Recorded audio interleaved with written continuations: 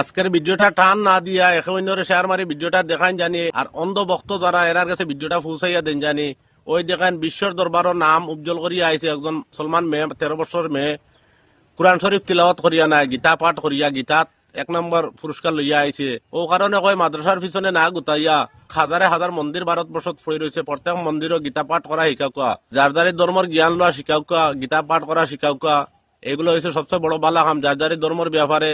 আকল বাড়বো জ্ঞান বাড়বো যার যারে ধর্মের প্রতি শ্রদ্ধা বাড়বো দেখুন ভিডিওটা আজকে একজন হিন্দু মেয়ে হইলেও তো মুসলমান মেয়ের জায়গা থাকতো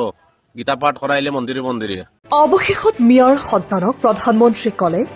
ৱাও বেটি তুমি হিন্দুক হাৰা দিয়া বিশ্ব ইতিহাসত কোনো হিন্দুৱে কৰিব নোৱাৰা কাম কৰিলে মিয়াৰ সন্তান মৰিয়মে মাত্ৰ 12 বছৰ বয়সত বিশ্বৰ প্ৰথম স্থান দখল কৰিলে মৰিয়মে আপুনি এগৰাকী মুছলমান হিচাপে সগৌৰৱেৰে এটি সুন্দৰ মন্তব্য দি ভিডিঅ'টি শ্বেয়াৰ কৰক আছক পিতৃ মাতৃৰ সৈতে দেশৰ প্ৰধানমন্ত্ৰীৰ কাষত মৰিয়ম ছিদ্দিকী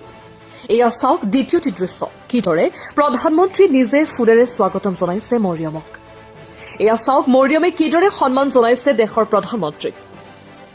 ইছলাম ধৰ্মত এটি কথা সুন্দৰকৈ লিখা আছে যে পৃথিৱীৰ সকলো ধৰ্মক সন্মান কৰিবা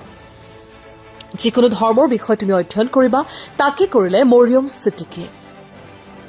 মুম্বাইৰ বাসিন্দা 12 বছৰীয়া মৰিয়মে ভাগৱত গীতা চেম্পিয়ন লীগ জিকি দেশৰ প্ৰথম স্থান দখল কৰি আজি প্ৰধানমন্ত্ৰীৰ সৈতে সাক্ষাৎ কৰে মৰিয়মৰ অসাধাৰণ আগ্ৰহক অভিনন্দন জনাই দেশৰ প্ৰধানমন্ত্ৰীয়ে